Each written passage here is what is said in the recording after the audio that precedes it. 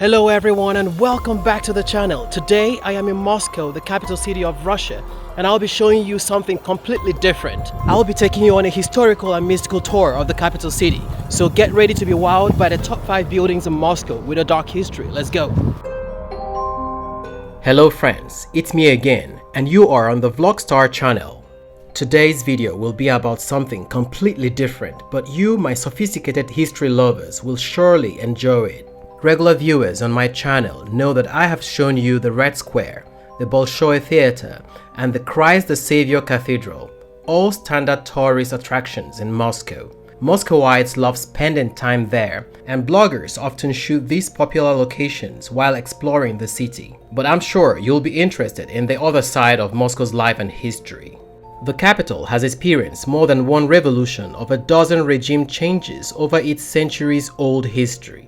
Some of the buildings in Moscow hold mysterious secrets from the past with dark histories. And let me clarify, this isn't Bulgakov's apartment, where the action of the novel The Master and Margarita took place. Unfortunately, the events I'll show you today were based on real facts and eyewitness accounts. Over time, they've become shrouded in legends, making it sometimes difficult to separate truth from fiction. Here, I suggest you draw your own conclusions. Today, I'll tell you about 5 infamous buildings in Moscow that have gained notoriety since the Soviet era. Number 1. The cursed high-rise building in Perova. I decided to start not from Moscow's old historical corners but from a different location, the sleeping area of Perova.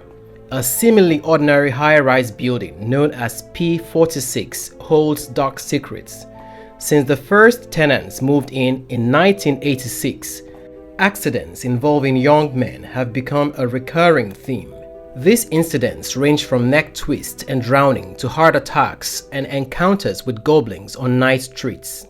Despite the residents' attempts to consecrate the entrance and expel evil spirits by inviting priests and placing icons, the problem persisted. Legends about Perova, a small area near Moscow dating back to the 14th century, suggest that it has been the ancestral home of goblins. The reasons for this are unknown, but it is believed that these spirits originated in the Perovsk forest and spread throughout central Russia. Evidence of this can be found in the book Proverbs and Sayings by V.I. Dahl, which mentions the goblin's call to Kulikovsky to visit his parents' bones. Furthermore, the souls of deceased sorcerers are said to become ghosts unable to enter the afterlife. In Perova, during the first half of the 18th century, the renowned Moscow astrologer and sorcerer Yakov Bruce passed away. He had inherited the estate in 1732 from Nikolai Golitsyn and had established an alchemical laboratories, a cabinet of curiosities, manuscripts, and books there. However, the Perovsky goblin rejected the alien sorcerer.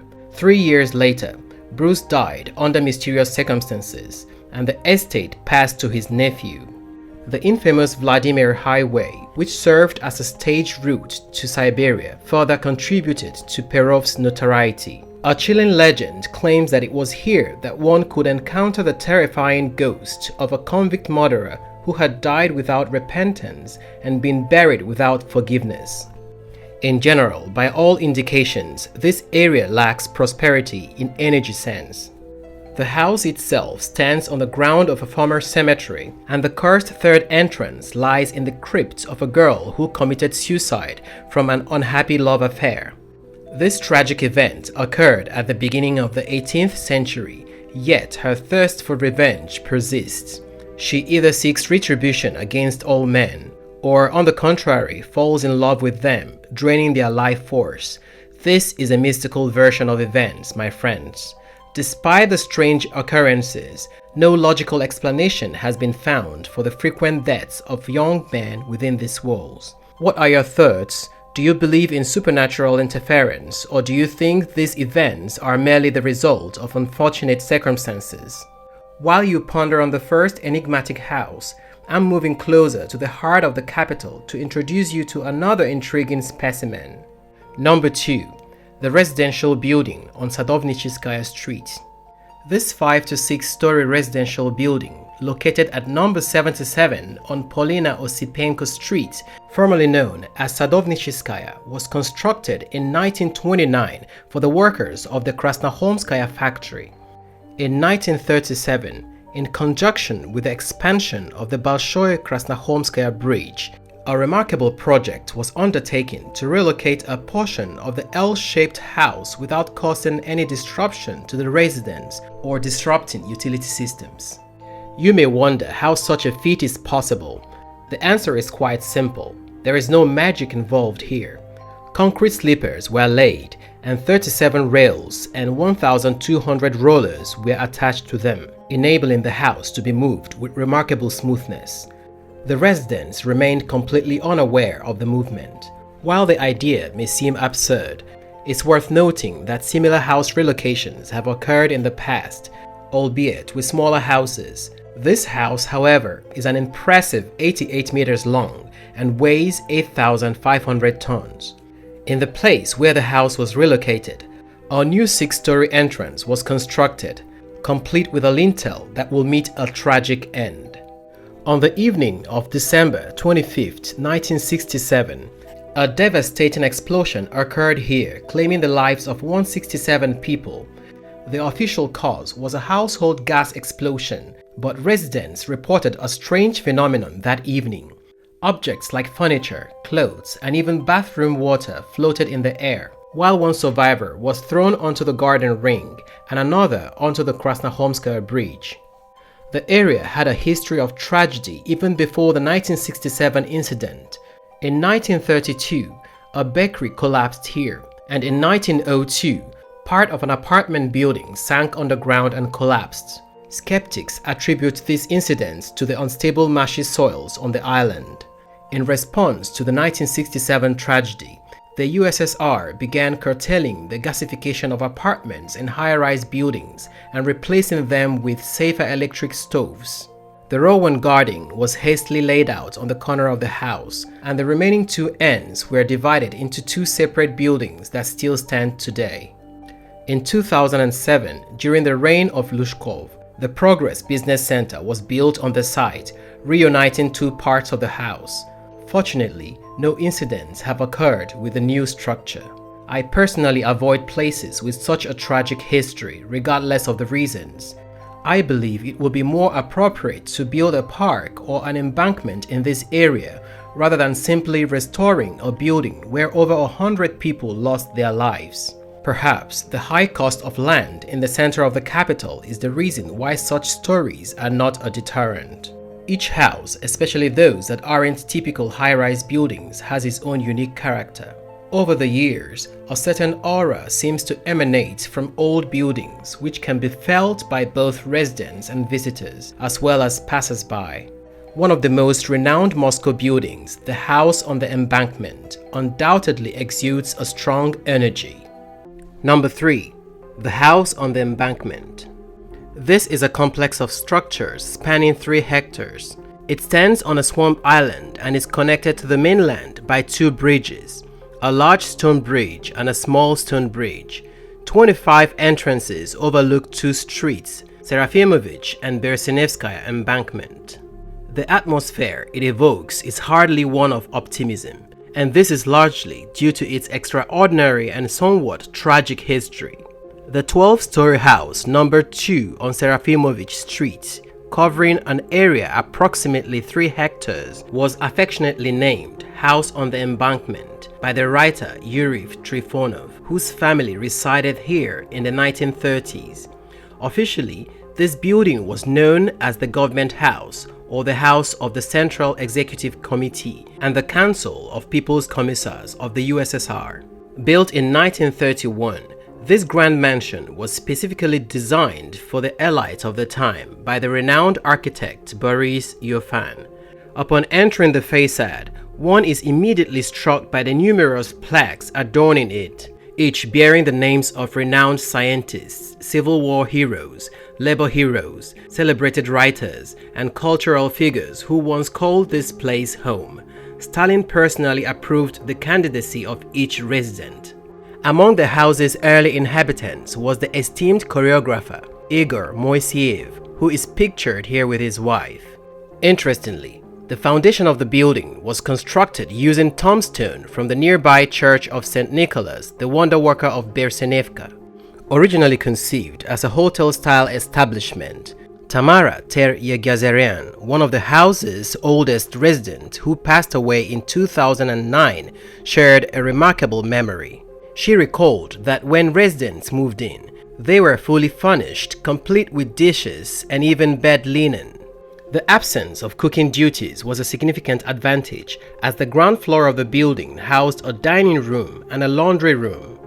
Consequently, the kitchens within the house were surprisingly compact. Each apartment was adorned with exquisite art paintings, while the floors were elegantly covered in oak parquet.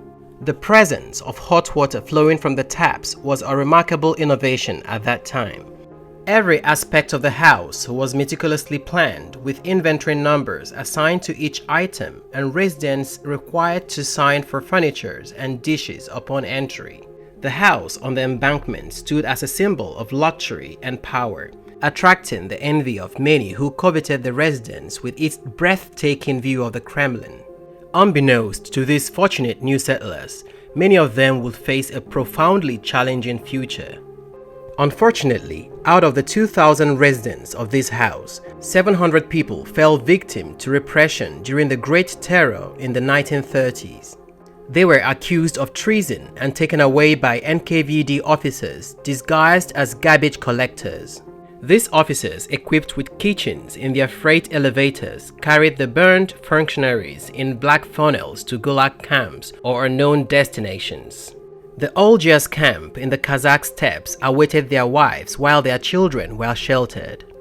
The gloomy atmosphere of the house is deeply rooted in its history. Once it was a swamp where state criminals were executed, and a path led convicts to detention facilities. In the 16th century, the site where the government house now stands was considered lost. The boyars who attempted to build mansions there tragically met with one after another. It is said that the house on the embankment was built directly on ancient tombstone, although this might be an empty rumor. One of the most intriguing mysteries surrounding the house on the embankment is the existence of the mysterious 11th entrance. The house has a 10th entrance followed by a 12th, but the 11th is missing. From the courtyard side, between these two entrances, there is a small door leading to a narrow dark staircase. The official explanation is that the 11th entrance was intended for workers and other staff serving the house. However, a rumor circulates among the locals that this narrow passage was used by NKVD officers to secretly listen in on the apartments. Another intriguing rumor is that the underground passage connected the building to the Lubyanka and the Kremlin. It is said that arrested individuals were lowered into the basements by elevator and then directly transferred to the dungeons.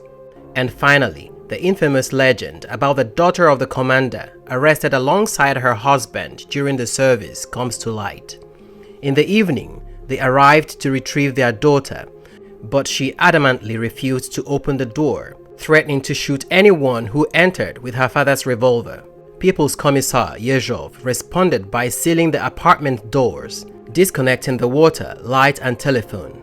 For an entire week, the prisoner's desperate pleas for help went unanswered, and the fate of the daughter of the commander remains a mystery, whether she succumbed to starvation or took her own life. As before, the house on the embankment continues to be a haven for renowned individuals.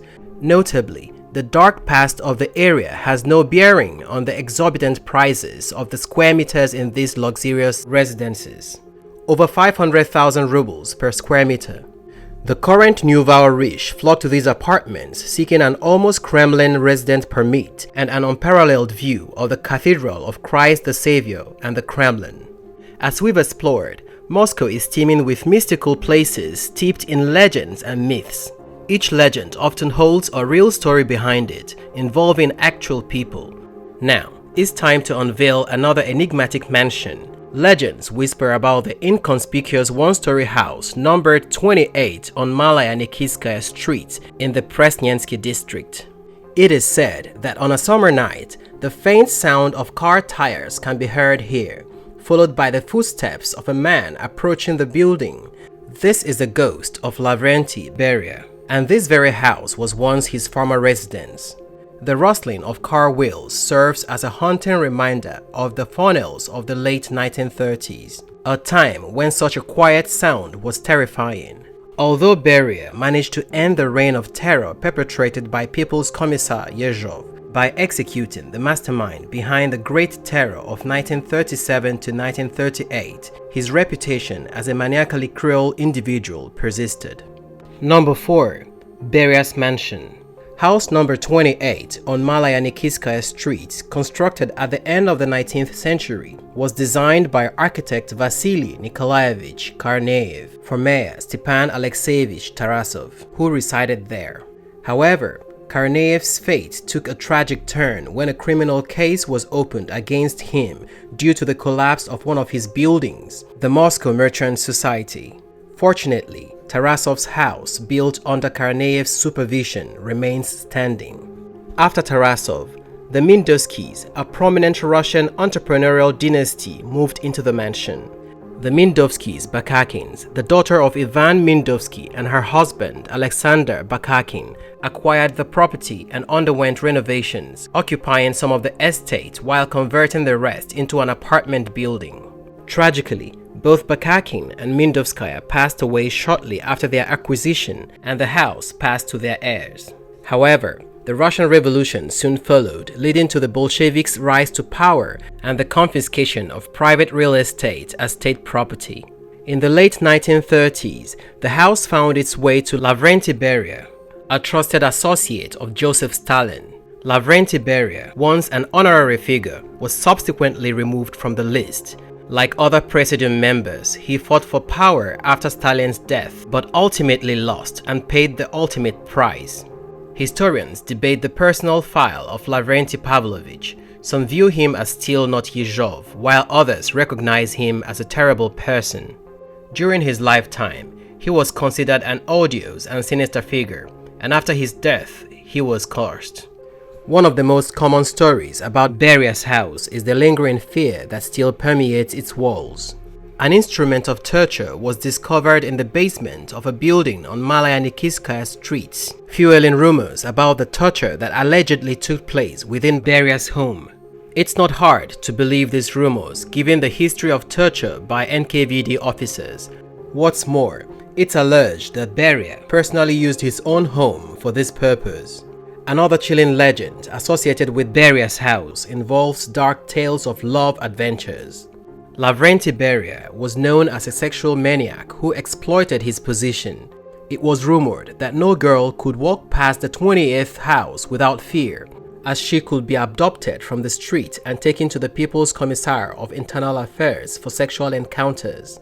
One of the stories recounted was by Soviet actress Zoya Fedorova, accused of espionage due to her meetings with an American diplomat, Jackson Tate, in 1945. Fedorova described her interrogations conducted by Beria on his own territory. The charming Georgian prepared a romantic date, presenting her with flowers and pouring wine into glasses. However, Fedorova claimed that Beria, despite his attempts to coerce her, refused to cooperate. Instead, he allegedly threw her onto the bed and shouted, "With an American, then you can, but not with me?" While he did not rape her, Fedorova recounted that he beat her.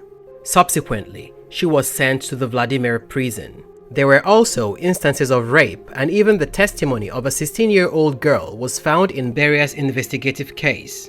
During his trial, Beria admitted these connections but claimed that the victim had not resisted. They mention hundreds of women, both famous and not so famous, who were brought to Beria's house on Malaya Nikitskaya Street and his dacha in Sokolniki. It's hard to believe that this could remain a secret for Nina Gegechkori, the wife of the interior minister. There are also many stories about their supposedly strong marriage with Lavrenti Pavlovich. She was a true Georgian hostess, according to relatives. Nina Gegechkori personally met her husband and they spent evenings together watching old movies. It's difficult to reconcile this image with a depraved old man who allegedly caught girls on the streets of Moscow. Gegechkore herself gave an interview after the collapse of the Soviet Union where she defended her husband. The Tunisian embassy now occupies the building on Malaya Nikitskaya Street. Employees have shared stories of strange sounds they've heard in their workrooms. At night, they've allegedly heard coughing or heavy sighs. Since the source of these sounds couldn't be determined, there was speculations about a ghost that visits the embassy building at night. Naturally, it's assumed to be Beria. Occasionally, documents are deliberately spoiled by employees of the diplomatic department, and this is also attributed to the former People's Commissar. Even ghost cars are said to haunt the area, with headlights occasionally seen at night, even though there aren't any cars in the vicinity. There are numerous myths surrounding Beria's arrest and final days. The most prevalent version claims that he was apprehended during a meeting of the Presidium of the Council of Ministers of the USSR. A group of military men loyal to Marshal Georgy Zhukov had specifically arrived for this purpose. Subsequently, Beria was confined to a bunker at the headquarters of Moscow Military District, where he was subjected to a trial and executed. However, Beria's son, Sergo, witnessed gunshots emanating from the mansion of Malaya Nikitskaya. Despite being unable to enter the house due to the refusal of the guards, Sergo managed to observe the shattered windows in his father's office and noticed a body draped in a tarpaulin being carried out of the premises on a stretcher. This led him to speculate that it could have been Lavrenti Beria himself. Nevertheless, this version lacks significant support. Considering the mansion's tainted history, it's understandable why it was transformed into an embassy. As an apartment building, it's unlikely that anyone will be willing to reside there. However, I must admit that my perspective may be biased. Can you imagine living in such a house with such past? While you ponder this, I'll share another intriguing mansion located in the heart of Moscow, Nikolskaya Street, where this magnificent building stands, has been extensively covered in detail on this channel. However, I overlooked this particular house until now. An inconspicuous three-story mansion nestled in the heart of Moscow at the end of Nikolskaya Street has remained largely unnoticed by both locals and tourists. However, this holds a significant historical importance, as it was here that the fate of tens of thousands of people was decided during the peak of Stalinist repressions in 1937 to 1938. Number 5. The Shooting House on Nikolskaya. The mansion has a rich and at the same time very dark history. According to historical records, the site on which the building stands has a rich past. In 1626, it belonged to Alexei Lavashov. Later, in 1657, it came into possession of Prince Ivan Nikitich Hovansky. Under his ownership, stone two-story three-part chambers were constructed on the property in the second half of the 17th century. In 1675, the property was inherited by Prince Ivan Ivanovich Hovansky. Tragically, after his arrest and sudden death in 1701, the site with the buildings was seized by the state treasury and subsequently divided into parts, eventually being sold off.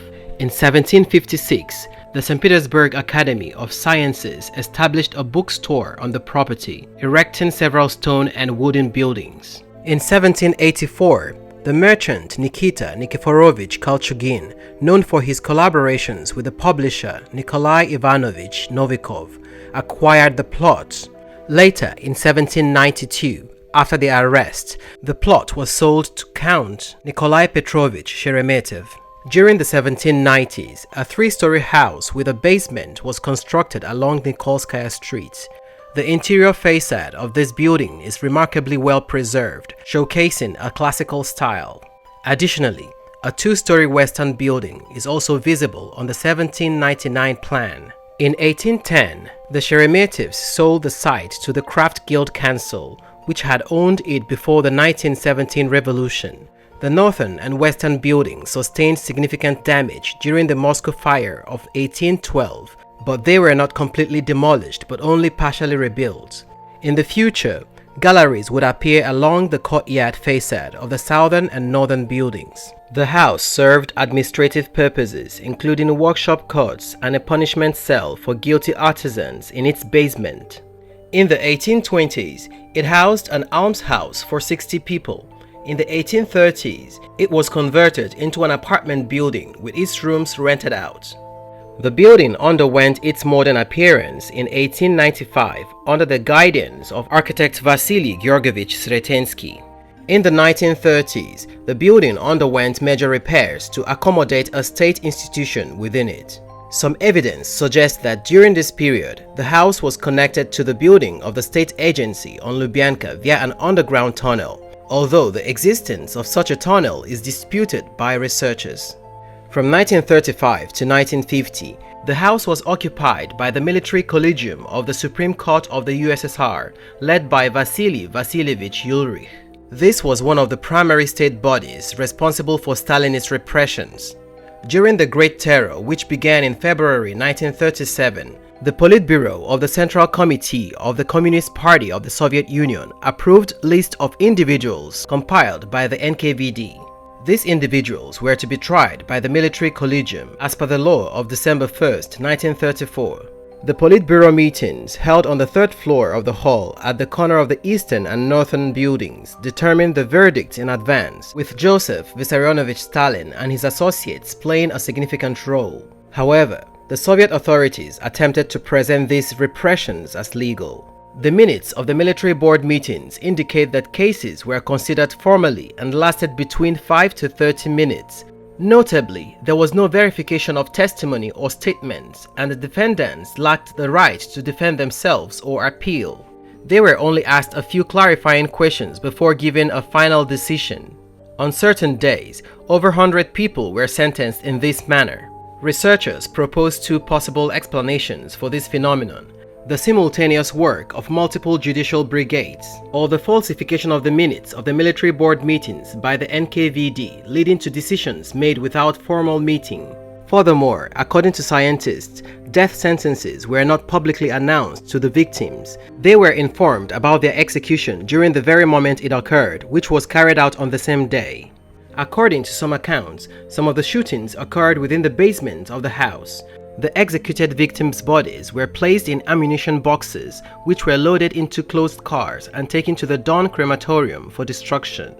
Some individuals claim to have witnessed bullet marks in the basement. In 2007, during survey work, a box of cartridges was discovered there.